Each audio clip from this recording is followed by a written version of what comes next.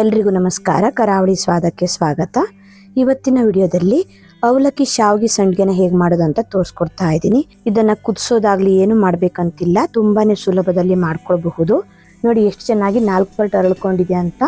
ಸಂಜೆ ಟೀ ಜೊತೆ ಸ್ನ್ಯಾಕ್ಸ್ ಆಗಿ ಕೂಡ ಇದನ್ನ ತಿನ್ನಬಹುದು, ತುಂಬಾನೇ ಚೆನ್ನಾಗಿರುತ್ತೆ. ಬನ್ನಿ ಹೇಗೆ ಮಾಡೋದಂತ ನೋಡೋಣ. ಮೊದಲಿಗೆ ಸಂಡಿಗೆ ಮಾಡಲಿಕ್ಕೆ ನಾನಿಲ್ಲಿ ಒಂದು ಪಾತ್ರೆ ತಗೊಂಡು 2 ಕಪ್ ಆಗುವಷ್ಟು ಗಟ್ಟಿ ಅವಲಕ್ಕಿನ ಹಾಕೊಳ್ತಾ ಇದ್ದೀನಿ. ಅವಲಕ್ಕಿ ಧೂಳೆಲ್ಲ ಇರೋದ್ರಿಂದ 1-2 ಸಲ ಅವಲಕ್ಕಿನ ಚೆನ್ನಾಗಿ ನೀರು ಹಾಕಿ ತೊಳ್ಕೊಳ್ಬೇಕು. ನಾನಿಲ್ಲಿ ಬರೀ 2 ಕಪ್ ಅವಲಕ್ಕಿನ ಹಾಕಿ ಸ್ವಲ್ಪ ಪ್ರಮಾಣದಲ್ಲಿ ಸಂಡಿಗೆನ ಮಾಡ್ಕೊಳ್ತಾ ಇದ್ದೀನಿ. ನೀವೇನಾದರೂ ಜಾಸ್ತಿ ಕ್ವಾಂಟಿಟಿಲಿ ಮಾಡೋದಾದರೆ ಅವಲಕ್ಕಿ ಪ್ರಮಾಣನ ಜಾಸ್ತಿ ಹಾಕೊಳ್ಳಿ. ನೀರು ಹಾಕಿ ಅವಲಕ್ಕಿನ ಚೆನ್ನಾಗಿ 1-2 ಸಲ ತೊಳ್ಕೊಂಡು ನಂತರ ಸ್ವಲ್ಪ ನೀರು ಹಾಕಿ ಅವಲಕ್ಕಿನ ಹಾಗೆ ನೆನೆಲಿಕ್ಕೆ ಬಿಡಿ. ನೆನೆಲಿಕ್ಕೆ ನಾನಿಲ್ಲಿ 1 ಕಪ್ ಆಗುವಷ್ಟು ನೀರು ಹಾಕ್ಕೊಂಡಿದ್ದೀನಿ. ತುಂಬ ಹೊತ್ತು ನೆನೆಸೋದು ಬೇಡ, ಒಂದು 15-20 ನಿಮಿಷ ಅವಲಕ್ಕಿನ ನೆನೆಸಿದ್ರೆ ಸಾಕು. ಒಂದು 20 ನಿಮಿಷ ಆದಮೇಲೆ ತೋರಿಸ್ತಾ ಇದ್ದೀನಿ. ನೀರೆಲ್ಲ ಹೀರ್ಕೊಂಡು ಅವಲಕ್ಕಿ ಚೆನ್ನಾಗಿ ಸಾಫ್ಟಾಗಿ ನೆಂದಿದೆ. ಅವಲಕ್ಕಿ ಮೆತ್ತಗಾಗಿ ನೋಡಿ ಈ ರೀತಿ ಸಾಫ್ಟ್ ಆಗಬೇಕು. ನಂತರ ಈ ನೆನೆಸಿರೋ ಅವಲಕ್ಕಿನ ಮಿಕ್ಸಿ ಜಾರಿಗೆ ಹಾಕಿ ನುಣ್ಣಗೆ ರುಬ್ಕೊಳ್ಬೇಕು. ನೀರು ಹಾಕಿದ್ರೆ ಗಟ್ಟಿಯಾಗಿ ರುಬ್ಕೊಳ್ಬೇಕಾಗತ್ತೆ. ಒಂದು 3-4 ರೌಂಡ್ ಹಾಕಿ ರುಬ್ಕೊಂಡ್ರೆ ಸಾಕು. ನೋಡಿ ಈ ರೀತಿ ಸ್ವಲ್ಪ ಅವಲಕ್ಕಿನ ಹಾಕ್ಕೊಂಡು ನುಣ್ಣಗೆ ರುಬ್ಕೊಳ್ಬೇಕು. ಈ ರೀತಿ ಮಿಕ್ಸಿ ಜಾರಲ್ಲಿ ರುಬ್ಬೋದು ಬೇಡ ಅಂತ ಅಂದರೆ ಕೈಯಿಂದ ಕೂಡ ನಾದ್ಕೊಳ್ಬಹುದು. ಒಂದು 4-5 ನಿಮಿಷ ಕೈಯಿಂದ ನಾದ್ಕೊಂಡ್ರೆ ಇದೇ ರೀತಿ ರೆಡಿ ಆಗುತ್ತೆ. ನಾನಿಲ್ಲಿ 3 ಬ್ಯಾಚಸ್ ಅಲ್ಲಿ ಸ್ವಲ್ಪ ಅವಲಕ್ಕಿನ ಹಾಕಿ ರುಬ್ಕೊಂಡಿದ್ದೀನಿ. ನಂತರ ಇದಕ್ಕೆ ಸ್ವಲ್ಪ ಉಪ್ಪು ಹಾಕೊಳ್ತಾ ಇದ್ದೀನಿ. ರುಚಿಗೆ ತಕ್ಕಷ್ಟು ಉಪ್ಪು ಹಾಕೊಳ್ಳಿ. ಉಪ್ಪು ಹಾಕಿ ಸರಿಯಾಗಿ ಇದನ್ನು ನಾದ್ಕೊಳ್ಳಿ. ಉಪ್ಪು ಎಲ್ಲ ಕಡೆ ಚೆನ್ನಾಗಿ ಮಿಕ್ಸ್ ಆಗಲಿ. ನಾನು ಬರೀ ಉಪ್ಪಷ್ಟೇ ಹಾಕ್ಕೊಂಡಿದ್ದೀನಿ. ಬೇಕಿದ್ರೆ ನೀವು ಇದಕ್ಕೆ ಸ್ವಲ್ಪ ಇಂಗಿನ ಪುಡಿ ಹಾಕ್ಕೊಳ್ಬಹುದು. ಖಾರ ಏನಾದರೂ ಬೇಕಾದರೆ ಚಿಲ್ಲಿ ಪೌಡ್ರ್ ಹಾಕ್ಕೊಳ್ಬಹುದು ಅಥವಾ ಹಸಿಮೆಣಸಿನ್ಕಾಯಿನ ಪೇಸ್ಟ್ ಕೂಡ ಹಾಕ್ಕೊಳ್ಬಹುದು. ನೋಡಿ ಈ ರೀತಿ ಚೆನ್ನಾಗಿ ಇದನ್ನು ನಾದ್ಕೊಳ್ಳಿ. ಒಂದು 4-5 ನಿಮಿಷ ಸಾಫ್ಟ್ ಆಗೋ ತನಕ ನಾದ್ಕೊಳ್ಬೇಕು. ನೋಡಿ ಈ ರೀತಿ ಗಟ್ಟಿ ಇರಬೇಕು, ತೆಳ್ಳಗೆ ಮಾಡ್ಕೊಳ್ಲಿಕ್ಕೆ ಹೋಗಬಾರ್ದು. ಹೀಗೆ ಕಲಿಸ್ಕೊಂಡು ನಂತರ ಇದನ್ನು ಶಾವಿಗೆಲ್ಲ ಹೇಗೆ ಮಾಡ್ಕೊತೀವಲ್ಲ ಅದೇ ರೀತಿ ಮಾಡ್ಕೊಂಡ್ರೆ ಆಯಿತು. ನೋಡಿ ನಾನಿಲ್ಲಿ ಈ ರೀತಿ ಹೋಲಿರೋ ಪ್ಲೇಟ್ನ ತೊಗೊಂಡಿದ್ದೀನಿ. ಈ ಚಿಕ್ಕ ಹೋಲಿರೋ ಪ್ಲೇಟ್ನ ಮೋಲ್ಡಿಗೆ ಹಾಕಿ ಸ್ವಲ್ಪ ಎಣ್ಣೆನ ಹಚ್ಕೊಳ್ಳಿ. ಹಿಟ್ಟು ಅಂಟ್ಕೊಳ್ಳಲ್ಲ, ಈಸಿಯಾಗಿ ಸಂಡಿಗೆನ ಬಿಡಬಹುದು. ನೋಡಿ ಈ ರೀತಿ ನೀಟಾಗಿ ಎಣ್ಣೆನ ಹಚ್ಕೊಂಡು ನಂತರ ಇದಕ್ಕೆ ಹಿಟ್ಟನ್ನು ತುಂಬಿದ್ರೆ ಆಯಿತು. ಸ್ವಲ್ಪ ಹಿಟ್ಟನ್ನು ತಗೊಂಡು ನೋಡಿ ಈ ರೀತಿ ಸಿಲಿಂಡರ್ ಶೇಪಲ್ಲಿ ಮಾಡಿಕೊಂಡು ಮೋಲ್ಡಲ್ಲಿ ಎಷ್ಟು ಹಿಟ್ಟು ಹಿಡಿಯುತ್ತೋ ಅಷ್ಟು ಹಿಟ್ಟನ್ನು ಹಾಕಿ ಮೋಲ್ಡ್ ಅಥವಾ ಅಚ್ಚನ್ನು ಕ್ಲೋಸ್ ಮಾಡಿಕೊಂಡ್ರೆ ಆಯಿತು. ಈ ಅವಲಕ್ಕಿ ಶಾವಿಗೆ ಸಂಡಿಗೆನ ಮಾಡೋದು ತುಂಬಾ ಸುಲಭ. ಹಿಟ್ಟು ಬೇಯಿಸೋದಾಗಲಿ ಏನು ಮಾಡಬೇಕಂತಿಲ್ಲ. ಒಂದು 15-20 ನಿಮಿಷ ಅವಲಕ್ಕಿನ ಚೆನ್ನಾಗಿ ನೆನೆಸ್ಕೊಂಡು ದಿಢೀರಾಗಿ ಮಾಡ್ಕೊಳ್ಬಹುದು.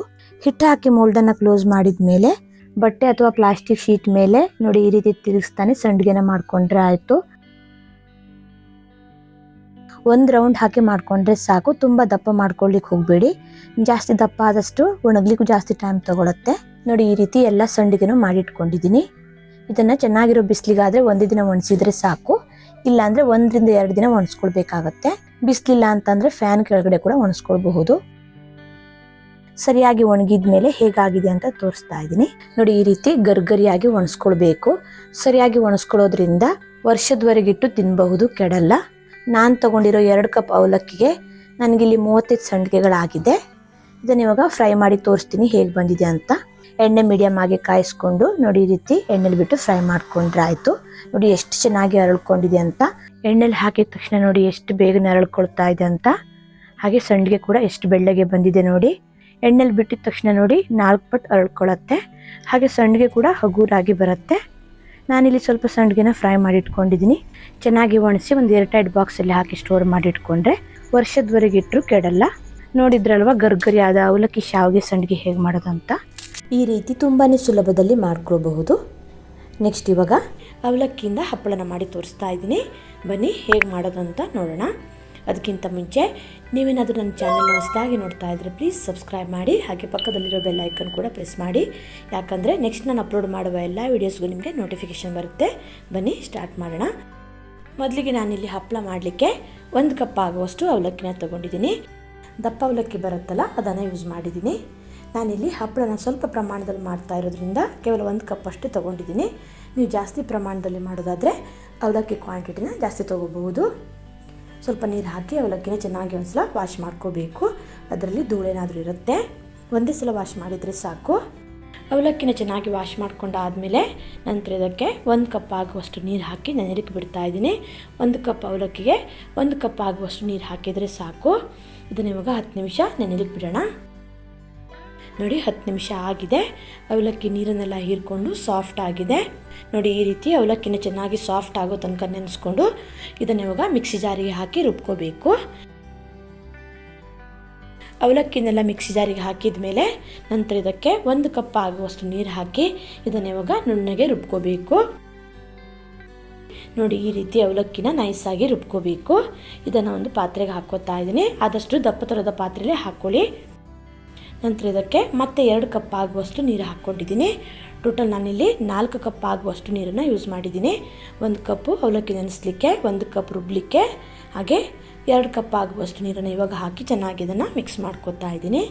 ಗಂಟಿಲ್ಲದೆ ಚೆನ್ನಾಗಿ ಇದನ್ನು ಮಿಕ್ಸ್ ಮಾಡ್ಕೋಬೇಕು. ನೋಡಿ ಈ ರೀತಿ ಚೆನ್ನಾಗಿ ಮಿಕ್ಸ್ ಮಾಡ್ಕೊಂಡಾದಮೇಲೆ ಇದನ್ನು ಸ್ಟವ್ ಮೇಲೆ ಇಟ್ಟು ಸ್ವಲ್ಪ ಹೊತ್ತು ಕುದಿಸ್ಕೋಬೇಕು. ತುಂಬ ಹೊತ್ತೇನು ಕುದಿಸ್ಕೊಳ್ಳೋದು ಬೇಡ, ಚೆನ್ನಾಗಿ 1-2 ಕುದಿ ಬಂದರೆ ಸಾಕಾಗತ್ತೆ. ಸ್ಟವ್ ಮೇಲೆ ಕುದಿಲಿಕ್ಕೆ ಇಟ್ಟಾಗ ಅವಾಗವಾಗ ಈ ರೀತಿ ಕೈ ಆಡಿಸ್ತಾನೆ ಇರಬೇಕು, ಇಲ್ಲ ಅಂದರೆ ತಳ ಹಿಡಿಯೋ ಚಾನ್ಸಸ್ ಇರುತ್ತೆ. ನೋಡಿ ಈ ರೀತಿ ಚೆನ್ನಾಗಿ ಇದನ್ನು ಕುದಿಸ್ಕೊಳ್ಳಿ. ನೋಡಿ ಚೆನ್ನಾಗಿ ಕುದೀತಾ ಇದೆ.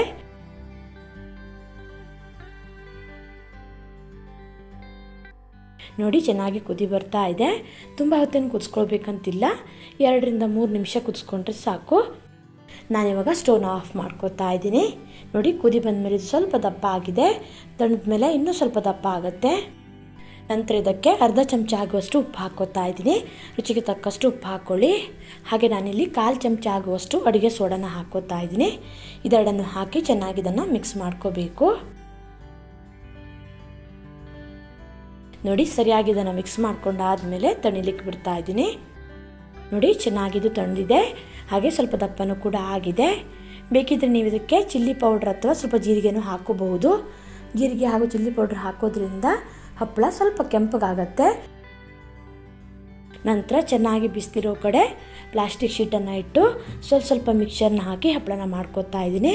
ನಿಮಗೆ ಹಪ್ಪಳ ಯಾವ ಸೈಜಲ್ಲಿ ಬೇಕು ಅಂತ ನೋಡಿಕೊಂಡು ಫಸ್ಟ್ ಮಿಕ್ಸರ್ನ ಹಾಕಿ ಹಪ್ಪಳನ ಮಾಡ್ಕೊಳ್ಳಿ. ತುಂಬ ತೆಳ್ಳಗೆ ಹಡ್ಕೊಳ್ಳಿಕ್ಕೆ ಹೋಗಬೇಡಿ, ಸ್ವಲ್ಪ ದಪ್ಪನೇ ಇಟ್ಕೊಳ್ಳಿ. ಪ್ಲಾಸ್ಟಿಕ್ ಶೀಟ್ ಬದಲು ಬಟ್ಟೆಲೂ ಕೂಡ ಹಾಕೋಬಹುದು. ಬಟ್ಟೆಲಿ ಹಾಕೋದ್ರಿಂದ ಒಣಗಿದ ಮೇಲೆ ಸ್ವಲ್ಪ ತೆಗಿಲಿಕ್ಕೆ ಕಷ್ಟ ಆಗುತ್ತೆ. ಬಟ್ಟೆಗೆ ಅಂಟ್ಕೊಳ್ಳೋದ್ರಿಂದ ನೀರು ಚಿಮುಕಿಸಿ ತೆಗಿಬೇಕಾಗತ್ತೆ. ನೋಡಿ ಈ ರೀತಿ ಎಲ್ಲ ಮಿಕ್ಸರ್ನು ಹಾಕ್ಕೊಂಡಿದ್ದೀನಿ. ಇದನ್ನು ಇವಾಗ ಒಣಗಿಸ್ಕೋಬೇಕು. ಬಿಸಿಲು ಚೆನ್ನಾಗಿದ್ರೆ ಒಂದೇ ದಿನದಲ್ಲಿ ಒಣಗುತ್ತೆ. ಬಿಸಿಲೇನಾದರೂ ಸ್ವಲ್ಪ ಕಡಿಮೆ ಇದ್ದರೆ ಒಣಗಲಿಕ್ಕೆ 2 ದಿನ ಬೇಕಾಗತ್ತೆ. ಇದನ್ನು ಇವಾಗ ಒಣಗಲಿಕ್ಕೆ ಬಿಡೋಣ. ಒಣಗಿದ ಮೇಲೆ ಹೇಗೆ ಬಂತು ಅಂತ ತೋರಿಸ್ತೀನಿ. ನೋಡಿ ಎಷ್ಟು ಚೆನ್ನಾಗಿ ಒಣಗಿದೆ ಅಂತ, ತುಂಬಾ ಈಸಿಯಾಗಿ ತೆಗಿಬಹುದು. ನಾನು ಒಣಗಿಸಿರೋ ಕಡೆ ಸ್ವಲ್ಪ ಬಿಸಿಲು ಕಡಿಮೆ ಇರೋದ್ರಿಂದ 2 ದಿನ ಒಣಗಿಸ್ಕೊಂಡಿದ್ದೀನಿ. ನೋಡಿ ಈ ರೀತಿ ನಿಧಾನಕ್ಕೆ ಒಂದೊಂದೇ ಪ್ಲಾಸ್ಟಿಕ್ ಶೀಟಿಂದ ತೆಗೆದ್ರೆ ಆಯಿತು. ನೋಡಿ ಎಷ್ಟು ತೆಳ್ಳಗೆ ಬಂದಿದೆ ಅಂತ. ತೆಗೆಯುವಾಗ ಒಂದು ಚೂರು ಪ್ಲಾಸ್ಟಿಕ್ ಶೀಟ್ಗೆ ಅಂಟ್ಕೊಂಡಿಲ್ಲ, ಈಸಿಯಾಗಿ ತೆಗಿಬಹುದು. ನೋಡಿ ಎಲ್ಲವನ್ನು ಪ್ಲಾಸ್ಟಿಕ್ ಶೀಟಿಂದ ತೆಗೆದಿಟ್ಕೊಂಡಿದ್ದೀನಿ. ಇದನ್ನು ಇವಾಗ ಎಣ್ಣೆಲಿ ಹಾಕಿ ಫ್ರೈ ಮಾಡ್ಕೋಬೇಕು. ಎಣ್ಣೆ ಕಾಯ್ಲಿಕ್ಕೆ ಇಟ್ಟಿದ್ದೆ. ಎಣ್ಣೆ ಸ್ವಲ್ಪ ಕಾದ ಮೇಲೆ ಗ್ಯಾಸ್ನ ಲೋ ಫ್ಲೇಮಲ್ಲಿಟ್ಟು ಹಪ್ಪಳನ ಕರಿತಾ ಇದ್ದೀನಿ. ನೋಡಿ ಎಣ್ಣೆಲಿ ಹಾಕಿದ ತಕ್ಷಣ ಎಷ್ಟು ಚೆನ್ನಾಗಿ ಹರಡ್ಕೋತಾ ಇದೆ ಅಂತ. ನೋಡಲಿಕ್ಕೂ ಅಷ್ಟೇ ತುಂಬಾ ಚೆನ್ನಾಗಿ ಬೆಳ್ಳಗೆ ಬಂದಿದೆ ಅಲ್ವಾ. ಅಕ್ಕಿ, ಉದ್ದು, ಸಬ್ಬಕ್ಕಿ ಏನು ಬೇಕಂತಿಲ್ಲ, ಕೇವಲ ಅವಲಕ್ಕಿಯಿಂದ ಈ ರೀತಿ ಈಸಿಯಾಗಿ ಹಪ್ಪಳನ ಮಾಡ್ಕೋಬಹುದು. ಒಂದು ಸಲ ಮಾಡಿಟ್ಟು ವರ್ಷಾನುಗಟ್ಟಲೆ ಸ್ಟೋರ್ ಮಾಡಿಡಬಹುದು. ನೋಡಿ ಅವಲಕ್ಕಿ ಹಪ್ಪಳ ರೆಡಿ ಆಗಿದೆ. ವಿಡಿಯೋ ಇಷ್ಟ ಆದರೆ ಲೈಕ್, ಶೇರ್, ಕಮೆಂಟ್ ಮಾಡಿ. ಹಾಗೆ ನನ್ನ ಚಾನೆಲ್ನ ಸಬ್ಸ್ಕ್ರೈಬ್ ಮಾಡಿ. ಪ್ಲೀಸ್ ಸಪೋರ್ಟ್ ಮಾಡಿ. ಮತ್ತೆ ಸಿಗ್ತೀನಿ ಹೊಸ ವಿಡಿಯೋ ಒಂದಿಗೆ. ಧನ್ಯವಾದಗಳು.